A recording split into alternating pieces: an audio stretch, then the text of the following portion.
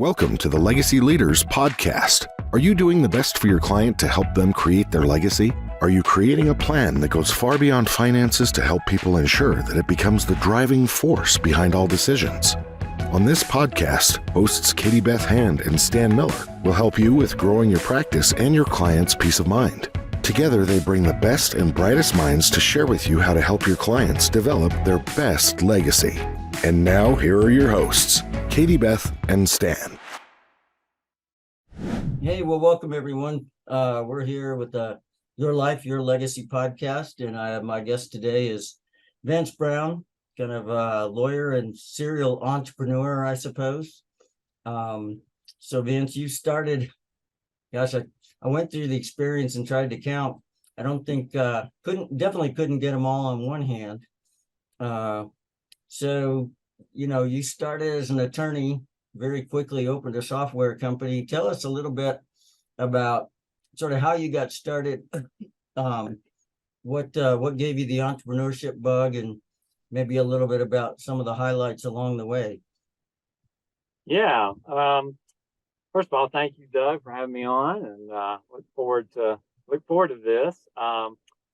Yeah, entrepreneurship, how that all started. I didn't go into thinking, I don't know if anyone does, I want to be an entrepreneur, right? I guess I knew what it was or meant, but I don't know if it's a career choice that people go into. I actually, like everybody else, tried to do well in high school to be able to get in a decent college, and then try to do a decent job in college, not knowing what I'd do. And early though on in college, I got into taking some classes in computer science. And this is back in the, and there wasn't even a personal computers yet. Okay. Right. It was I remember those days. Yes. The very early 80s. Right. Mm-hmm. And now that being said, my brother, who's older than me, had gotten in computers when he was in high school. And so, I watched him do it, and I thought it was very nerdy. And the last thing I want to do is get involved in technology because of him. And so the only thing I went to college was with a resolve that I won't do computers. Then I had a calculus class, which had a computer lab. And, I knew something about computers because of my brother. And then I'm like, wow, I'm kind of have a knack for this. And then started taking one computer class, and that led to more. And at the time, my alma mater, Wake Forest, didn't have a major in computer science, but had a minor. And so I ended up, getting a minor and taking every computer class they had. So I really did like it. However, I didn't think that I wanted to be a computer programmer for a living, but I love just, technology and what you could do with it. I remember the very first time, I don't know about you, Doug, and we all had this moment because we're probably a similar age, where, oh my gosh, I can actually print a document and Write justifies it like a book. How cool is that? Or on a computer screen, Write justifying a document. So all the cool things you could do was game changing. So I like gadgets. I like that. But I didn't want to be a computer programmer. So I thought, what am I going to do? And at the time, you got to understand, it was very early in computer software. And this is a type of intellectual property that the law really didn't know what it was going to do with. It was trying to grapple with how do we protect this new form of property. Because it was so new, I thought, well, maybe I'll go to law school and, be a part of that conversation and get into this thing called computer law, which was fairly new at the time. And so that's what I did. So I was in North Carolina, went to law school at the University of North Carolina. I'm not wearing light blue because of that, just a coincidence. And then I focused as far as my independent work on intellectual property and computer science and how to protect software in the law.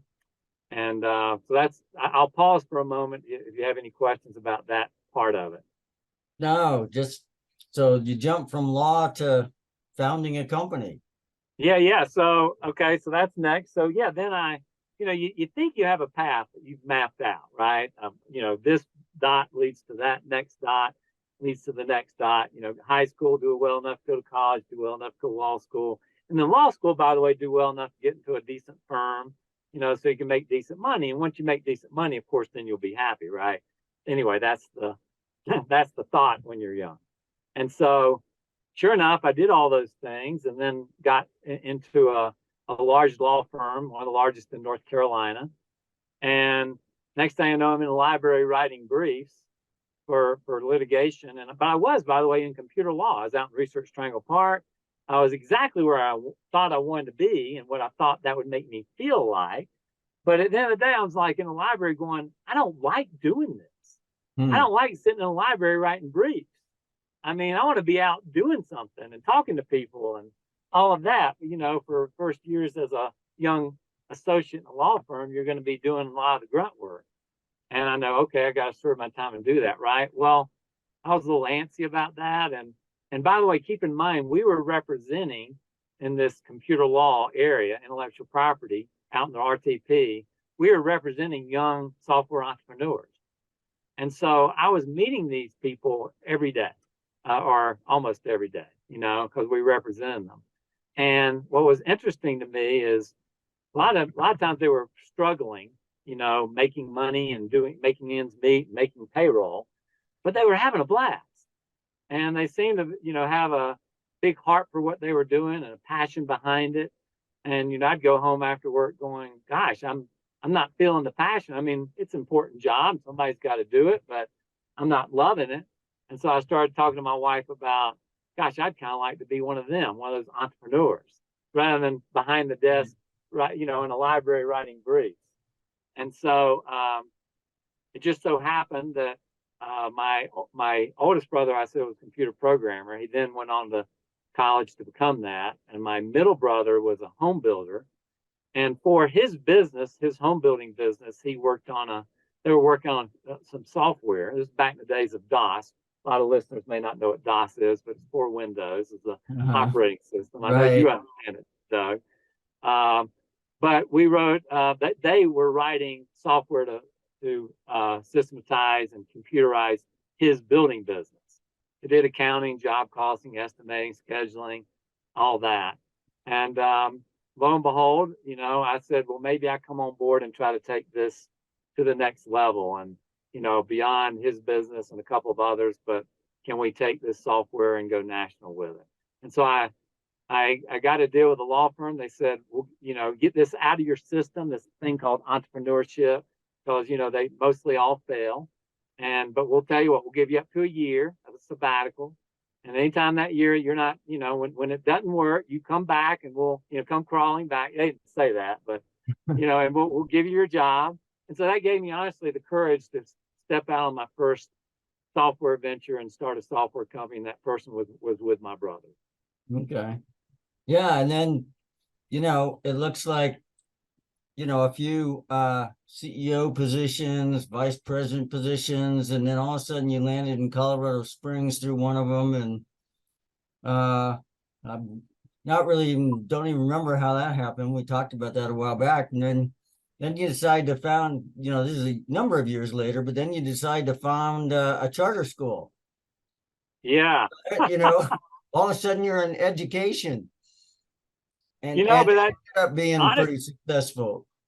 Yeah, and that's obviously where you and I met. You had a very prominent role at the Classical Academy and did an amazing job there. And I think you and I went to a charter school conference. That's where we really got to know each other and became good friends. Right. So yes, I remember. So yeah, how did that work? Well, again, I think it has more to do with I love watching things that are nothing emerge into something. I think it's one of the greatest miracles, in terms of, when you can start with nothing, like let's say you're starting with particles and these particles all of a sudden decide to come together for some reason. I'm not real sure why. And then they come together and they start respirating and become a cell. So you have nothing that was dead and all of a sudden you have a cell that's alive and something, pulls these cells together and it's now alive. And so for me, that's a good metaphor for starting. So in the case of that, I met, actually, Mary and Jim Kretschmann, and they were talking about the idea of starting a school. And, I wasn't thinking about starting a school, but I loved the idea of starting something. And, cause like everything else, in terms of being an entrepreneur. And so, yeah, I got excited about it. The idea at the time that charter schools were relatively new, an idea that parents could really build and have funded by public dollars a school. Sounded pretty neat, and that we could all have an input into what that school looked like, and we would really be overseeing this school. Sounded like a pretty cool venture. That was a lot harder than like everything else. Everything in entrepreneurship seemed simple at first. But I will say that school is one of the few, let's call it entrepreneur ventures I've ever been involved in that the what resulted was way bigger than the original goal. Yeah, I mean, even by the time I left, well, just for full transparency, I actually worked there, just so listeners know that. But I mean, now it's over 3,500 students in a charter school. Yeah, and we never It's crazy, really. We were going to do K-8, and leave the high school, not even do a high school. And all we had was an idea of this land that we found with trailers on it, right? Right. And could we ever really build a school? We didn't, know for sure. But that's what happens when you get these particles together. And in this case, particles were different people with different skill sets that were, you bring these skill sets together and, with some vision and passion about that. And lo and behold, there's this school, and, we end up getting this beautiful campus on the north side. And then all of a sudden other parents got involved, and, they didn't want this to end in 8th grade, and, started a high school. And so a lot of incredibly talented people, these other particles, got together, and life was birthed out of nothing. And then it took on a life of its own that became bigger and I think more phenomenal than we really ever envisioned.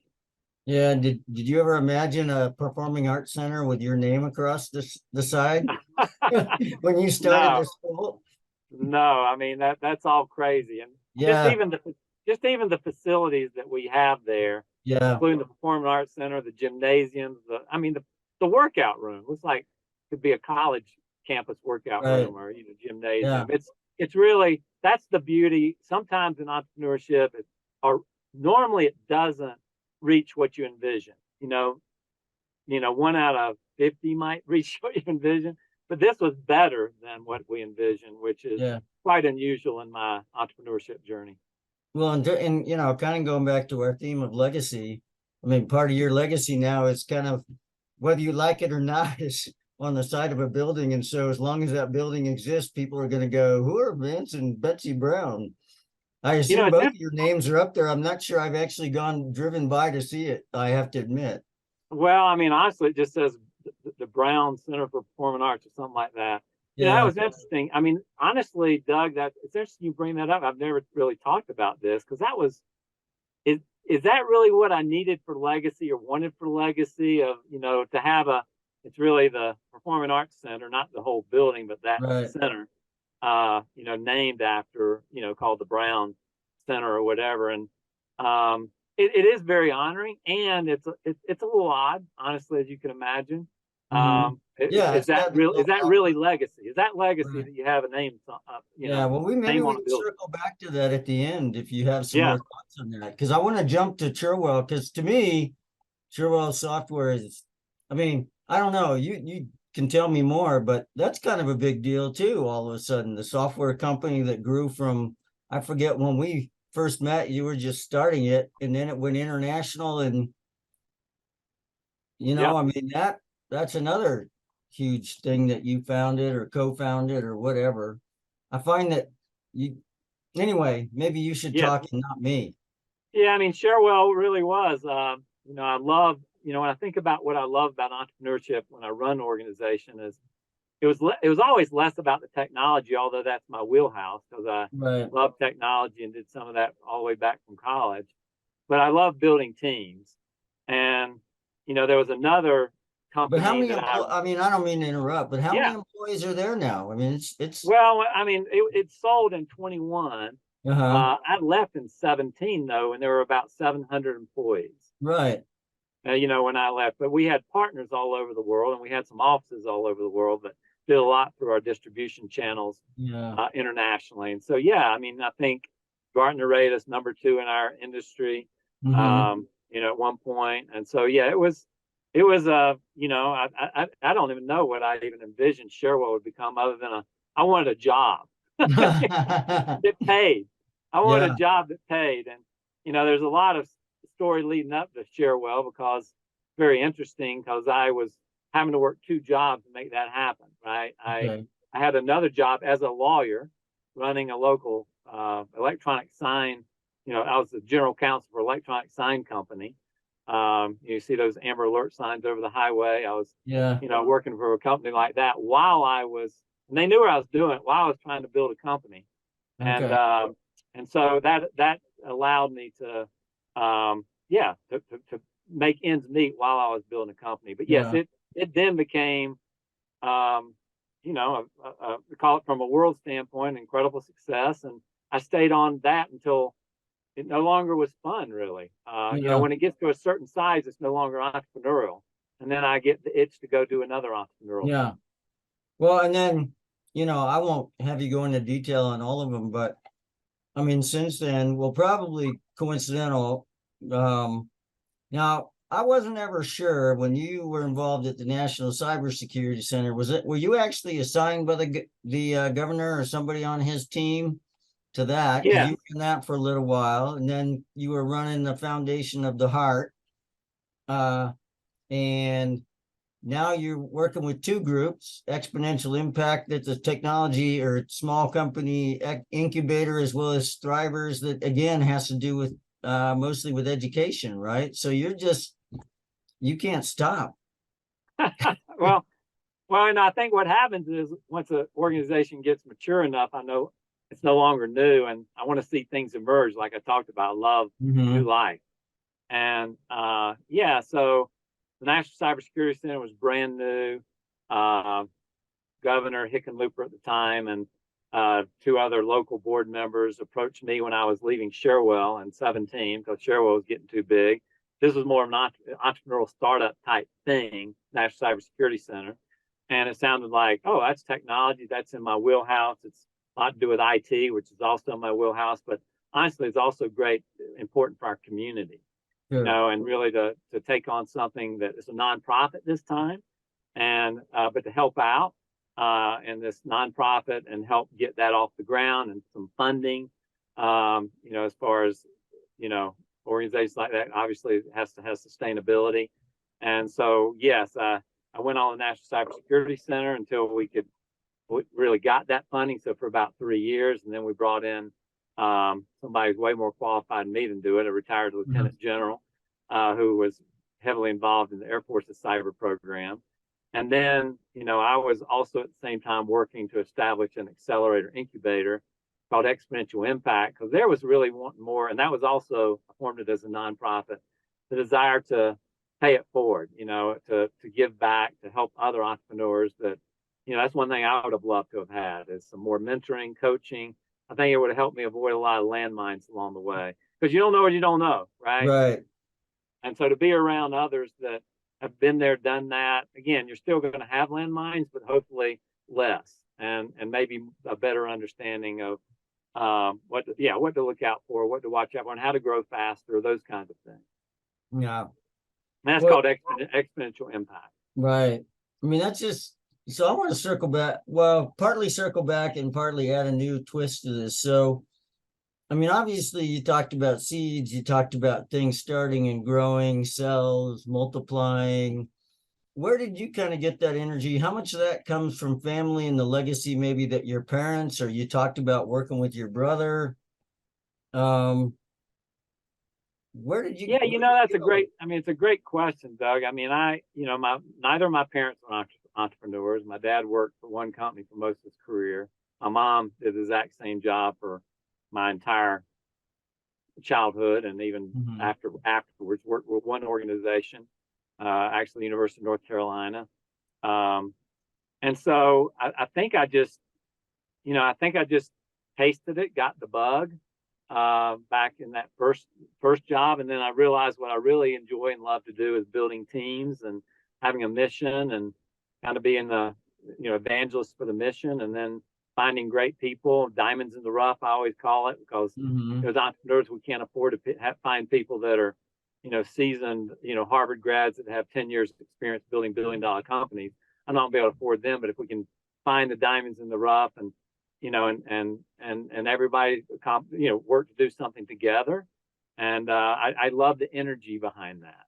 Yeah. And so yeah, and so I got the bug and found that I'm good at it. But in terms of the energy, it's interesting you say that, because there have been many seasons. So it all sounds like you're only hearing one side, kind of Right. the LinkedIn side of what we're willing to share. There's always a shadow. There's always the other side of the coin in everything, right? I believe. Um, and I don't know if you ever heard of the personality profile called the Enneagram, for instance. And I've heard of what it. I I'm love, not taking it, but yeah. yeah, but what I love about it is it always shows your strength and it shows the shadow of that strength. Oh, okay. So if anything, Doug, it's quite the opposite.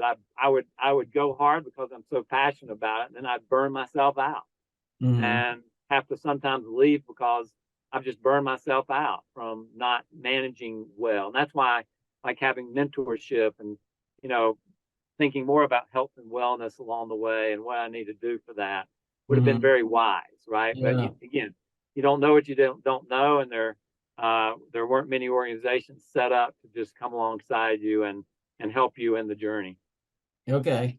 Now, what about the aspect of paying it forward in community? Is any of that family, faith? I mean, there's a lot of things that go into, you're thinking about you've at least as long as I've known you, which is gosh, pretty close to 20 years, I think.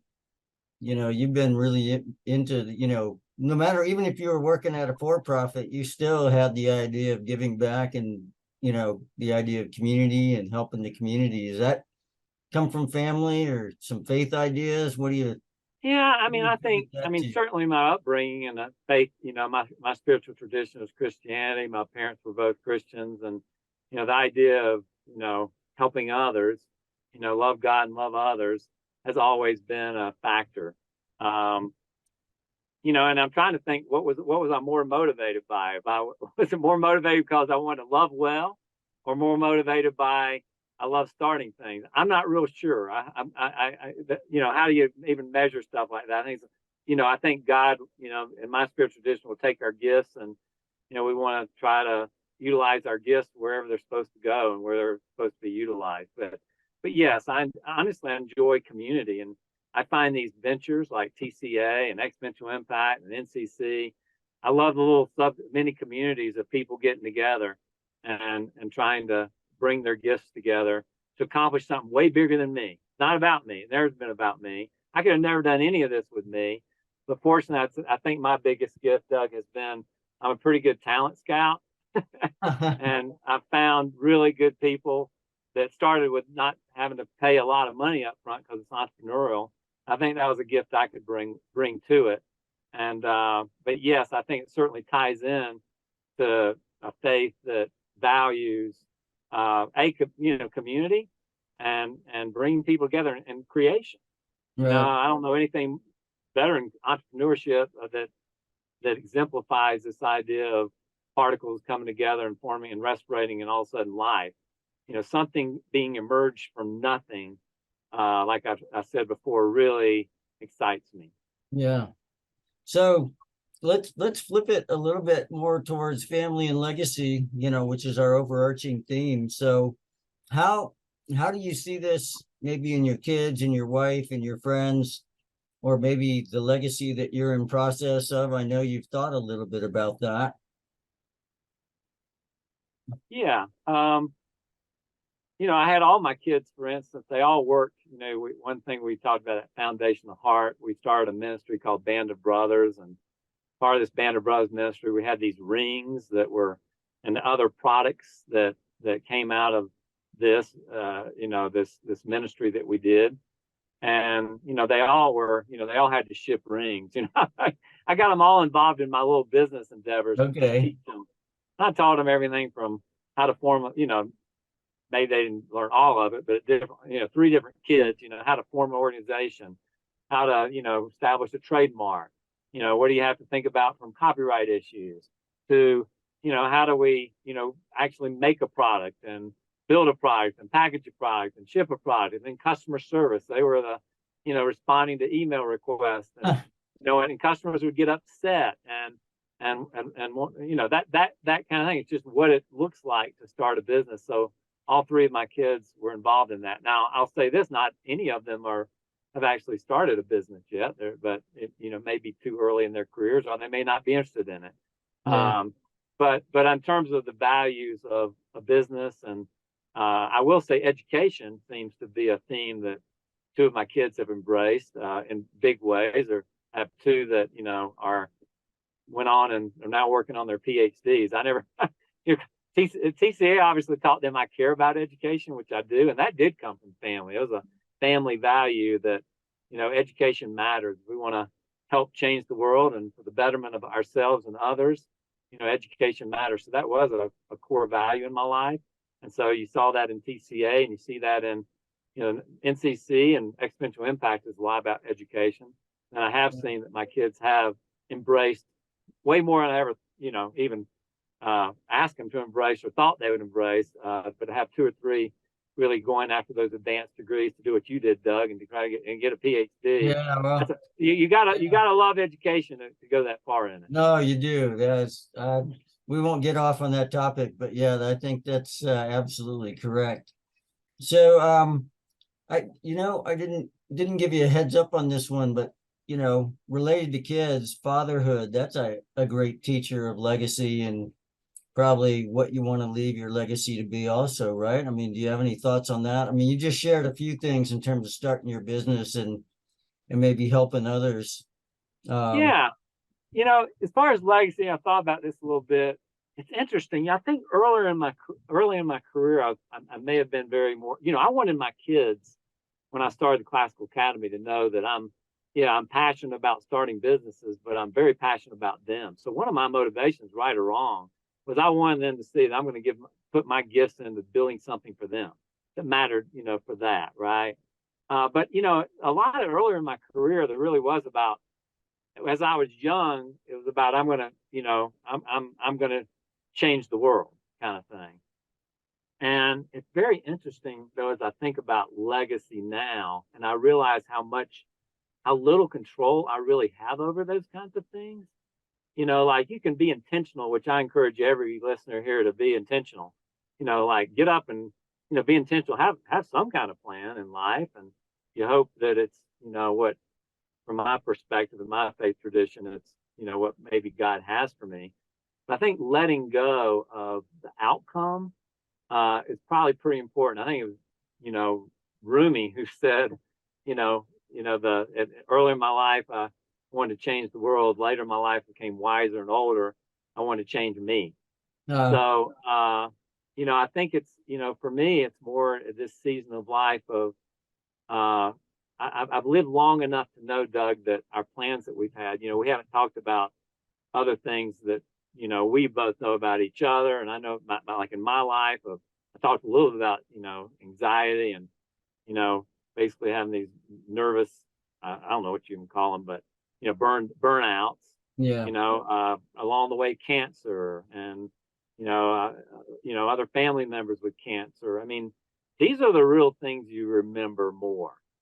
So most of what we talked about here has been, is not what I think about as much about. I would like to think that my kids and that they know I'll be there for them in their suffering. Yeah. And I want to, sit in the, cesspool, I think as Lewis or someone said, just to be with others and to be with them and these kinds of things, because our ability to control outcomes, I don't care how intentional we are, is, I'm not saying it's negligible, but we can't control. Sure. Yeah, and I don't know how much you want to talk about it, but I mean, there's been some health concerns in your family that you all had to go through, and that by itself is something that you had to deal with, and probably is part of both your own legacy and the legacy that you're leaving with your kids, and even that your kids will eventually leave to their kids, I imagine. Yeah, you think about, Doug, I don't know about you, but when you go through suffering, like for me, I have a spiritual tradition, but my faith for me has to answer the question of, what do we do with suffering? What do we do with fear? These big questions. What do we do when life feels so cruel, right? And even Einstein said the most important question you need to ask is, do you believe the universe is friendly? Okay, in my spiritual tradition, do I believe that God is good? Do we believe in the arc of the universe is benevolent or kind or these kinds of things, right? Because and those are the kinds of the bigger questions, right? That at the end of the day, it's less about is there a building with my name on it. That becomes less important than in terms of my children and those that I love. What do we think about God? And is God good? Is let's say God and use universe, the creator of the universe interchangeably. Is the universe benevolent? Because there's so much that we now live long enough to know that it can feel really cruel. But do we believe we're going to be okay?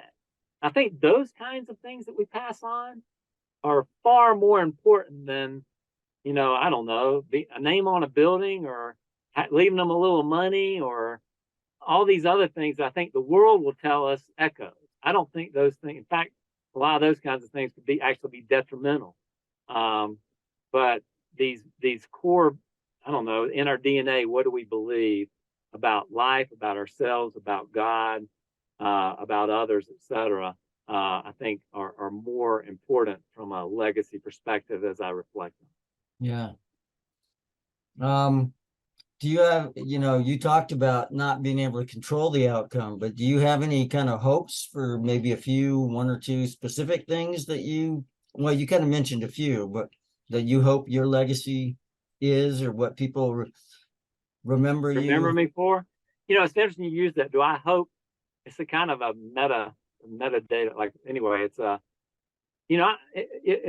when I'm gone, and I went, by the way, I've been to two funerals in the last 2 weeks. So you think a lot about, like, gosh, yeah, no. What do people say? What are people going to say? Not that I don't know if I'll care at that point. But you do think about, like, what would your children say? As you see children get up there talking about, and I think what I want to bring to the world is hope. I think what I want to bring to others is hope, and share my story and say, man, at times I felt hopelessness. That when I look back and connect, remember we talk about connecting these dots in life, that I look and I see that the arc of, the universe of God really is benevolent, and that we're going to be okay. And to tell others that, if somebody at my funeral said, what I learned from Vance is that I'm gonna be okay, in spite of what I'm going through, and that I think that would be pretty special. And whether they read out my LinkedIn, again, LinkedIn is just above the waterline, right? I think the iceberg metaphor. It's most of life and most of what matters is below the waterline. But I hope for the people that I really want to leave a legacy for, and that would be maybe my wife, my children, friends, maybe if I ever have grandchildren, all that. I hope it's the below the waterline stuff that gives them hope in the midst of suffering and fear. Okay.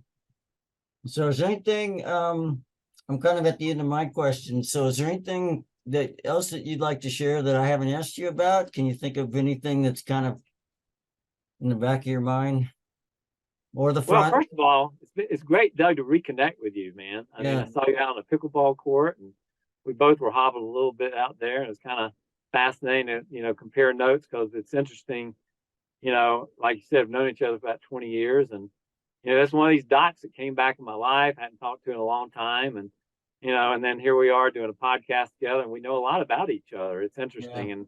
And we've lived a little longer. And, I loved our conversation this afternoon. We quickly go below the waterline with stuff, because that's what matters. And right. So thank you for that. Thanks for reaching out, and thanks for asking these kinds of questions. And yeah, I think legacy is an important thing to be intentional about, and then let it go. Let it go. Yeah, that's interesting message. Well, thanks, Vance. I really appreciate it. It's good to see you again. Thanks everyone for listening. This has been Your Life, Your Legacy, with Doug Herring hosting and Vance Brown as my guest. So thanks so much, Vance. Take care. Thank you, Doug. You've been listening to the Legacy Leaders Podcast with Katie Beth Hand and Stan Miller. For more information on them and the show, please visit pinnaclelegacylaw.com. If you like what you've learned today, do share the program with your friends and subscribe wherever podcasts are found.